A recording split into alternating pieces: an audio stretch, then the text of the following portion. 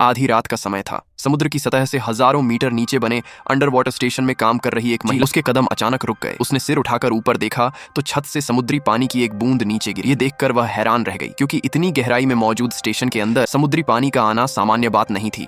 वह अभी इस बारे में सोच ही रही थी कि अचानक स्थिति और भी खतरनाक हो गई। उसे समझते देर नहीं लगी कि स्टेशन का दबाव संतुलन बिगड़ चुका है और संरचना कहीं न कहीं से टूट रही, जिसके कारण पानी अंदर घुसना शुरू हो गया है। खतरे को समझते ही वह तुरंत भागी और रास्ते में पड़ने वाले कमरों के दरवाजे जोर जोर से पीटने लगी। वह अपने साथियों को चिल्लाकर कह रही थी कि तुरंत सुरक्षित आइसोलेशन चैम्बर में पहुंच, लेकिन उस समय आधी रात थी और ज्यादातर लोग गहरी नींद में थे। किसी को अंदाजा भी नहीं था कि कुछ ही सेकंड में पूरी जगह तबाही का शिकार होने वाली है। तभी स्टेशन के अंदर एक भयंकर विस्फोट हुआ। तेज धमाके के साथ कई हिस्से टूट गए और समुद्र का पानी तेजी से अंदर घुसने लगा। अफरा तफरी के बीच केवल वह और उसका साथी समय रहते आइसोलेशन चैम्बर तक पहुंच पाए। बाकी लोग जब तक जागे तब तक हालात उनके हाथ से निकल चुके थे। कुछ ही देर बाद आइसोलेशन चैम्बर का दरवाजा बंद हो गया। बाहर मौजूद समुद्र का दबाव इतना अधिक था कि सुरक्षित समझा जाने वाला यह कमरा भी उसकी मार से बच नहीं सका।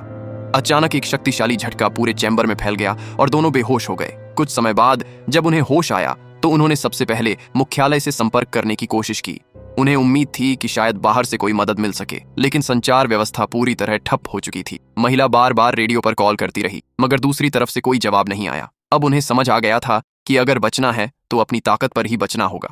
उनकी आखिरी उम्मीद स्टेशन में मौजूद इमरजेंसी लाइफ पॉड्स थे। बिना समय गंवाए दोनों अगले स्टेशन की तरफ बढ़ने लगे। रास्ता बेहद कठिन था और हर तरफ तबाही के निशान दिखाई दे रहे थे। आगे बढ़ते हुए उन्हें एक घायल साथी मिला। उसने बताया कि अगले स्टेशन पर एक लाइफ पॉड मौजूद है और शायद वहीं से बच निकलने का मौका मिल सकता है। यह सुनकर तीनों के अंदर उम्मीद की एक नई किरण जागी और वे संकरे रास्तों से होते हुए आगे बढ़ने लगे। काफी मशक्कत के बाद वे अगले स्टेशन तक पहुंच गए। कुछ समय पहले समुद्र की लगभग 20,000 मीटर गहराई में काम कर रहे शोधकर्ताओं ने एक बेहद विचित्र जीव को खोजा था। उसका शरीर किसी ऑक्टोपस जैसा दिखाई देता, लेकिन उसके चारों ओर अनगिनत टेंटेकल फैले हुए थे। जब उसे अध्ययन के लिए ऊपर लाया गया तो एक महिला वैज्ञानिक ने सावधानी से उसे छड़ी से छू कर देखा। तभी अचानक वह जीव हिलने लगा और वहां मौजूद सभी लोग घबरा गए, क्योंकि वे उसे मृत समझ रहे थे। अब सबके मन में एक ही सवाल था कि इतनी भयावह गहराई में, जहां सामान्य जीवों का जीवित रहना लगभग असंभव है, यह प्राणी आखिर कैसे जिंदा रहा। उसका शरीर बदबूदार चिपचिपे पदार्थ से ढका हुआ था और ऐसा लग रहा था कि लंबे समय तक अंधेरे समुद्र में रहने के कारण उसकी आंखें पूरी तरह बेकार हो चुकी थीं। वह आसपास की गतिविधियों को अपने टेंटिकल्स के सहारे महसूस करता था।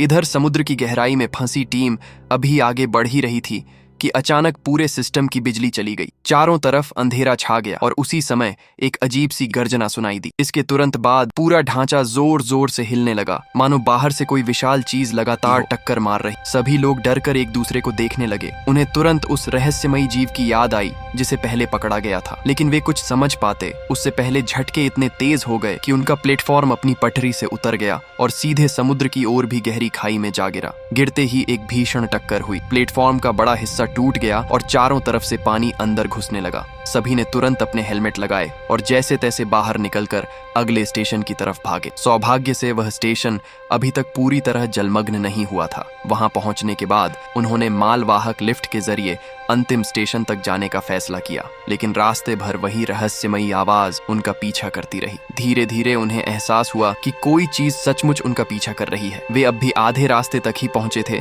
कि अचानक एक साथी को किसी अदृश्य ताकत ने पीछे की ओर खींच लिया। बाकी लोग उसे बचाने के लिए दौड़े और उसे पकड़कर वापस खींचने लगे। कुछ सेकंड तक दोनों ओर से जोर आजमाइश चलती रही, लेकिन दबाव और खींचतान के कारण उसका डाइविंग सूट फट गया। अगले ही पल उसका शरीर 2 हिस्सों में बंट गया। यह देखकर सभी सन्न रह गए, लेकिन उनके पास रुककर शोक मनाने का समय नहीं था। वे आगे बढ़ते रहे और थोड़ी देर बाद एक मध्यवर्ती स्टेशन तक पहुंचे। स्टेशन के अंदर पहुंचकर उन्होंने देखा कि वहां कोई भी मौजूद नहीं था। चारों तरफ सन्नाटा पसरा हुआ था। टीम लीडर ने फिर से मुख्यालय से संपर्क करने की कोशिश की, लेकिन इस बार भी कोई जवाब नहीं मिला। तभी एक सदस्य ने स्टेशन की संरचना का निरीक्षण किया और पाया कि यह जगह भी ज्यादा देर तक सुरक्षित नहीं रह सकती। किसी भी समय समुद्र का दबाव इसे तोड़ सकता था। मजबूरी में उन्होंने बची हुई ऑक्सीजन आपस में बांटी और आगे बढ़ने का फैसला किया। अब वे समुद्र की काली और डरावनी गहराइयों में पैदल चल रहे थे। चारों ओर सिर्फ अंधेरा था। तभी एक महिला को महसूस हुआ कि कोई चीज उसके पीछे चल रही है। उसने मुड़कर देखा, लेकिन वहां कुछ नहीं था। वह डर के बावजूद आगे बढ़ती रही। तभी अचानक किसी ऑक्टोपस जैसे जीव की परछाई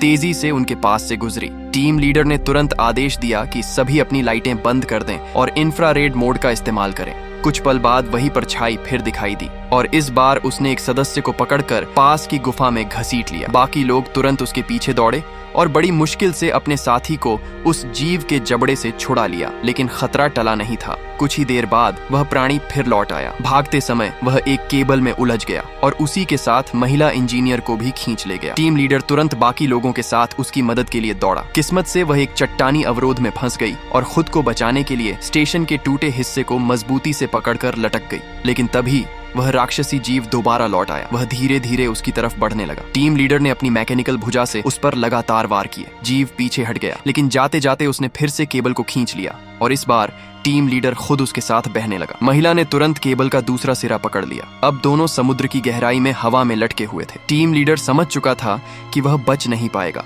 इसलिए उसने खुद ही केबल छोड़ दी। नीचे गिरते ही उसने विस्फोटक प्रणाली सक्रिय कर दी और अगले ही पल एक जबरदस्त धमाका हुआ। जब महिला को होश आया तो वह अपने बाकी साथियों से पूरी तरह बिछड़ चुकी थी। अब उसके पास अकेले आगे बढ़ने के अलावा कोई रास्ता नहीं था। चलते चलते उसे दूर एक परित्यक्त अनुसंधान स्टेशन दिखाई दिया। उम्मीद की एक किरण के साथ वह उसकी ओर दौड़ी। स्टेशन के अंदर पहुंचने पर उसने देखा कि वहां कोई नहीं था। उसने बार बार रेडियो के जरिए अपने साथियों से संपर्क करने की कोशिश, लेकिन कहीं से कोई जवाब नहीं मिला। बाहर मौजूद उन भयानक जीवों का ख्याल उसके मन में लगातार डर पैदा कर रहा था। तभी उसे एहसास हुआ कि इस स्टेशन में ऑक्सीजन भी बहुत कम बची है। यहाँ ज्यादा देर रुकना संभव नहीं था। इसलिए उसने फिर से अपना डाइविंग सूट पहना और बाहर निकल गई।